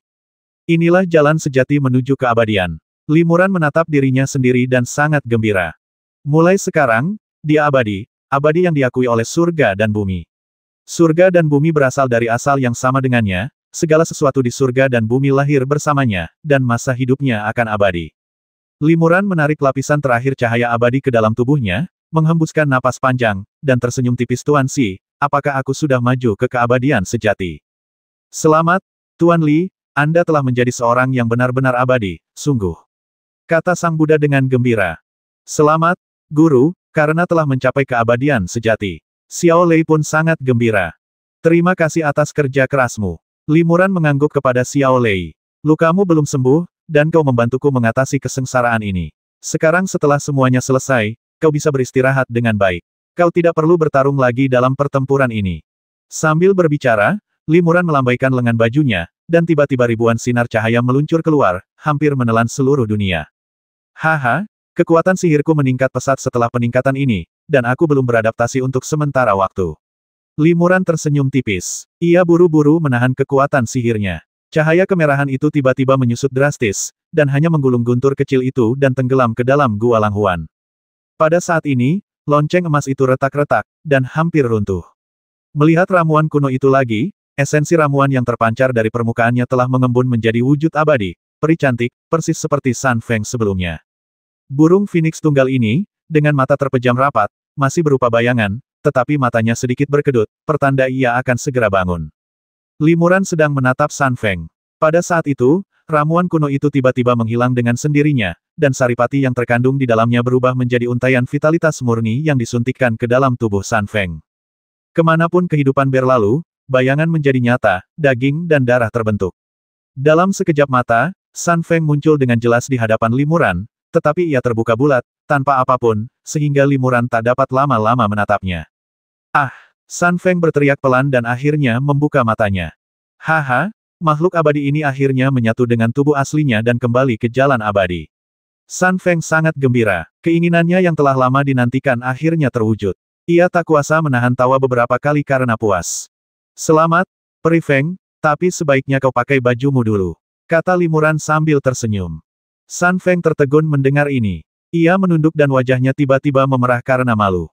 Ia segera mengetukkan tangannya pelan dan melepaskan serangkaian sinar cahaya 7 warna yang cemerlang, yang berubah menjadi gaun berbulu warna-warni, yang kemudian ia kenakan. San Feng memeriksa kekuatan magisnya sendiri dan berkata, terima kasih, Guru Si dan rekan Daois Li, atas perlindungan kalian. Aku telah menjadi seorang Dansian Immortal, dan kultivasiku kini setara dengan seorang True Immortal tingkat menengah. Sekarang, izinkan aku bertindak untuk melindungi rekan Daois Li. San Feng tiba-tiba berhenti bicara. Ia menatap Limuran dengan mata terbelalak, tak bergerak, dan raut wajahnya terkejut. Li, kapan rekan Daois Li naik ke alam keabadian sejati? San Feng sangat terkejut. Tadi, Limuran masih seorang kultivator di tahap akhir kesengsaraan. Bagaimana mungkin dia bisa menjadi kultivator keabadian sejati tanpa merusak lonceng emas saat menyatukan tubuhnya sendiri? Pikiran pertamanya adalah Limuran telah menggunakan suatu teknik rahasia untuk secara paksa meningkatkan kekuatan sihirnya, tetapi setelah mengamati lebih dekat, dia menemukan bahwa aura Limuran sangat berbeda dari sebelumnya, dan dia memang seorang abadi sejati. Limuran tersenyum tipis ketika peri menyatu dengan tubuh aslinya, aku juga akan melampaui kesengsaraan dan menjadi abadi. Ngomong-ngomong, Sun Feng menggelengkan kepala dan tersenyum pahit. Rekan Daoisli, kau terdengar sangat ceroboh. Bencana reinkarnasi ini begitu dahsyat. Aku khawatir hanya rekan Daoisli yang berani mengatasinya dan menjadi abadi dalam situasi yang begitu terburu-buru dan mendesak. Pada saat ini, terdengar beberapa suara bum-bum-bum yang keras dari lonceng emas, dan beberapa retakan muncul di permukaan lonceng emas tersebut. Jika bukan karena berkah dari Biksu Buddha dengan kekuatan arhat tubuh emas, lonceng emas itu pasti sudah hancur sejak lama. Limuran menahan senyumnya dan bertanya pada Sun Feng, Feng Xianzi, kau telah menjadi seorang eliksir immortal. Aku ingin tahu apakah kekuatanmu juga telah pulih. Tentu saja, kata Sun Feng bangga, meskipun aku mungkin tidak bisa mengalahkan tetua agung saat ini, aku jelas bukan tandingan para tetua lainnya. Bagus sekali. Limuran mengangguk dan berkata kepada muridnya, Guru Si, kita telah mencapai keabadian sejati. Waktu yang telah Anda berikan kepada kami sudah cukup. Tidak perlu bertekun lagi. Bagus sekali. Biksu Buddha itu sangat gembira mendengarnya. Tubuh emas arhatku takkan bertahan lama lagi. Biarlah aku mengajari mereka dengan suara Buddha. Setelah berkata demikian, sang murid Buddha tiba-tiba mengerahkan aliran tenaga sejati, mengubahnya menjadi dua telapak tangan, dan membantingnya keras ke lonceng emas.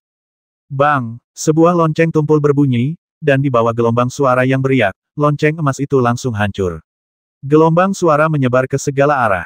Tetua keempat berada paling dekat dengan lonceng emas, dan lonceng itu terdengar di telinganya. Ia hanya merasakan darah mengalir deras di dadanya, dan buru-buru mundur, tetapi jejak darah telah mengalir dari 7 lubangnya. Para tetua lainnya juga segera mundur 1000 kaki jauhnya dan melindungi meridian telinga mereka dengan pikiran spiritual mereka. Lonceng emas pecah, dan kedua belah pihak saling berhadapan. Para tetua suku Feitian tiba-tiba terkejut. Apa yang terjadi? Tetua kedua terkejut. Hanya dalam 1 atau 2 jam, 2 junior di tahap penyeberangan kesengsaraan telah berubah menjadi dewa sejati. Sang tetua agung terkejut, lalu segera menyadari bahwa yang mengalami kesengsaraan abadi di fenomena surgawi bukanlah sang alkimia abadi, melainkan Limuran. Adapun sang alkimia abadi, ia memang telah berhasil menyatu dengan tubuh aslinya, kembali ke wujud abadinya tanpa mengalami kesengsaraan abadi, dan kini menjadi seorang abadi tertinggi. Awalnya, mereka berlima lawan 1, dan Limuran serta Sun Feng, 2 junior di tahap penyeberangan kesengsaraan, dapat diabaikan, jadi mereka berada di atas angin. Sekarang mereka berempat lawan 3, dan meskipun mereka masih memiliki keuntungan yang jelas dalam hal kultivasi di alam yang lebih kecil, kesenjangannya tidak terlalu besar lagi. Limuran menatap langit malam dan melihat cahaya putih berkelap-kelip di sekelilingnya, menutupi hampir seluruh langit malam. Ternyata formasi besar klan terbang telah diaktifkan, menyegel area seluas puluhan ribu mil ini. Di bawah segel formasi, sulit bagi mereka untuk meninggalkan klan Feitian secara langsung melalui teleportasi, dan pertempuran sengit tidak dapat dihindari. Tetua keempat menyeka darah dari 7 lubangnya dan meraung dengan marah, beraninya kau, pencuri botak, menyakitiku. Sambil berbicara, dia mengepakkan sayapnya dan puluhan domain tiba-tiba muncul, berubah menjadi cahaya pedang tajam, menusuk para pengikut Buddha. Biksu Buddha itu mendengus dingin. Ia merasa tidak nyaman untuk menghindar dengan tubuh emas arhatnya yang besar, jadi ia tidak menghindar atau merapal mantra apapun untuk melawan, dan hanya menahan cahaya pedang secara langsung. Puff, puff, puff. Cahaya pedang ini menembus tubuh emas sang biksu, tetapi paling jauh hanya menembus beberapa inci, yang sama sekali tidak mengancamnya. Dari luka-lukanya, darah keemasan mengalir, dan tubuh emasnya langsung pulih seperti semula. Melihat darah keemasan ini, sang tetua agung tak kuasa menahan diri untuk berpikir biksu ini baru berada di tahap awal keabadian sejati, namun ia telah mencapai tubuh emas arhat. Ia sungguh bukan orang biasa. Pikirannya menjadi cepat, dan dia buru-buru berteriak kepada tetua keempat, kakak keempat, jangan lakukan itu. Tetua keempat dimarahi olehnya, dan melihat serangannya yang kuat tidak dapat benar-benar melukai lawan, dia mundur sedikit dan tidak segera menyerang lagi. Tetua agung memaksakan senyum, membungkuk, dan berkata kepada muridnya, Guru Si, klan kami tidak punya dendam terhadap Anda. Mengapa harus melawan kami lagi? Jika kami terus melawan, klan kami akan membayar mahal, dan Anda, Guru, tidak akan mendapatkan apa-apa. Yang Anda inginkan hanyalah burung roh Thunder Peng. Bagaimana dengan ini, Guru? Anda boleh membawa burung roh Thunder Peng, dan sahabat abadi Li ini juga boleh pergi bersama Anda. Klan kami hanya akan menyimpan gadis kecil Feng ini. Bagaimana menurut Anda? Murid Buddha itu tertegun. Apakah Anda serius, dermawan? Sang tetua agung tersenyum tipis. Janjiku bernilai 1000 emas. Jika kau tidak percaya padaku, Master Xi dan rekan Daois Li bisa pergi sekarang. Klan kami tidak akan menghentikanmu. Biksu itu mengangguk dan berkata kepada Li Muran, bagaimana menurutmu, Tuan Li? Feng Xianzi adalah rekan Tuan Li, jadi sebaiknya kau biarkan Tuan Li yang memutuskan masalah ini. San Feng tiba-tiba menjadi sangat gugup. Ia menatap Li Muran dengan tatapan memohon. Li Muran menutup mata. Ia merenung dan berkata, saran tetua agung cukup bagus. Karena tidak perlu ada perang besar, aku senang bisa keluar dari ini. Haha, hebat. Puji tetua agung dengan gembira. Rekan Taois Li benar-benar orang bijak. Tapi tolong tinggalkan klan kami, dua sahabat abadiku. Aku tak akan mengantar kalian pergi. San Feng sangat cemas dan berkata dengan tergesa-gesa, bagaimana mungkin rekan Daois Li meninggalkanku sendirian? Ini. Li Muran melambaikan tangannya dan berkata, Feng Xianzi, Tuan Xi dan aku telah melindungimu dan membantumu mendapatkan kembali tubuh eliksirmu. Selama proses ini, baik kau maupun aku tidak mengambil kesempatan untuk merebut eliksir itu sendiri. Ini sudah cukup untuk membalas persahabatan kita. Jika kau masih ingin aku mengambil risiko, aku khawatir kau harus memberiku beberapa keuntungan. Manfaat. San Feng tertegun. Dia tidak membawa harta berharga apapun. Kalaupun ada, Li Muran mungkin tidak tertarik. Situasinya kritis. Jika dia tidak memberikan keuntungan nyata, Li Muran dan para pengikut Buddha akan pergi, dan dia akan berada dalam bahaya besar menghadapi keempat tetua klan Feitian sendirian. Pikiran San Feng berpacu, dan akhirnya dia berkata, jika rekan Daois Li dapat membantuku dan menolongku melewati musibah ini, aku bersedia menikahimu. Menikahlah denganku. Li Muran tertegun. Ia melirik Feng Xianzi. Feng Xianzi sudah sangat malu setelah mengatakan ini. Saat bertemu pandang dengan Li Muran, wajahnya tiba-tiba memerah dan ia segera memalingkan muka. Tidak perlu, kata Li Muran tegas, aku sudah punya pasangan yang kusuka, Peri Feng, tolong cari jalan lain. Haha, tetua agung memuji lagi setelah mendengar ini. Li Xianyu tidak tergoda oleh kecantikan, hati Dao-nya memang teguh. Li Xianyu baru saja mencapai tahap keabadian sejati, jadi alamnya belum stabil. Tidak perlu mengambil risiko bertarung dengan kami hanya demi gadis ini. Jika kau melukai esensimu dan alammu runtuh, maka status keabadian yang kau peroleh dengan susah payah akan sia-sia. San Feng sedikit terkejut dan malu dengan penolakan Li Muran yang belak-belakan. Namun, situasinya begitu mendesak sehingga rasa malu ini pun tak sebanding dengan bahaya yang mengancam nyawanya. Namun, ia tak bisa memikirkan solusi lain. Ia menawarkan diri kepada Li Muran, tetapi Li Muran justru menolaknya. Ia tak bisa memikirkan keuntungan lain yang bisa membuatnya terkesan. Jika peri tidak bisa memberikan manfaat lain, aku akan pergi, kata Li Muran sambil tersenyum. Jangan pergi, kata San Feng buru-buru, Dao Youli, jika kau bisa membantuku mengatasi kesulitan ini, aku akan bekerja seperti budak dan membalas budimu. Aku ahli dalam alkimia dan memiliki tubuh seorang alchemi immortal. Ramuan apapun yang kubuat lebih unggul daripada ramuan biasa. Lagi pula, tingkat kultivasiku tidak rendah. Jika aku tetap di sisi Dao Youli, aku juga bisa melindungi dan menjagamu. Apakah kau benar-benar berniat bekerja seperti budak? Li Muran sedikit mengangkat sudut mulutnya, menatap San Feng. Serius, San Fengi menggertakkan giginya dan setuju.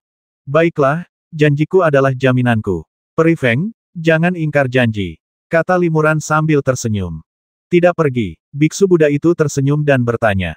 Aku tidak mau pergi, kata Li Muran tegas. Ia menoleh ke arah tetua kedua dan yang lainnya, lalu senyumnya memudar dan ia berkata dengan dingin, orang-orang ini memperlakukan Xiao Lei seperti ini. Akunnya belum dilunasi, bagaimana mungkin kita pergi begitu saja seperti ini? San Feng tercengang mendengar ini. Ternyata Li Muran memang tidak pernah berniat meninggalkannya sendirian. Apakah kata-katanya sebelumnya hanya candaan? Bagaimanapun, melihat situ dan Li Muran tetap tinggal, San Feng merasa lega dan segera membungkuk kepada mereka untuk mengungkapkan rasa terima kasihnya. Melihat perubahan hati Li Muran, tetua agung pun murka. Konyol sekali. Aku membiarkan kalian berdua hidup, dan kalian menolak roti panggangku. Sampaikan perintah ini, semua kultivator di klan kita yang berada di tahap penyeberangan kesengsaraan ke atas, datanglah untuk membantu. Teriak tetua agung dengan lantang. Dia bertekad untuk mendapatkan ramuan kuno, dan dia harus menangkap San Feng bahkan jika itu berarti mengorbankan kekuatan seluruh klannya. Biksu Buddha itu menangkupkan kedua tangannya dan mendesah, Amitabha. Sepertinya aku akan membasmi lagi hari ini. Aku harus melafalkan mantra kelahiran kembali beberapa kali lagi. Kenapa Tuan Xi bilang lagi? Apa dia pernah melakukan pembantaian sebelumnya? Tanya San Feng penasaran. Benar, biksu Buddha itu mengangguk. Aku telah melakukan banyak dosa di masa laluku. Dosa terbesar yang pernah kulakukan adalah membasmi seluruh makhluk hidup di dunia, yang jumlahnya mencapai ratusan juta. 1370.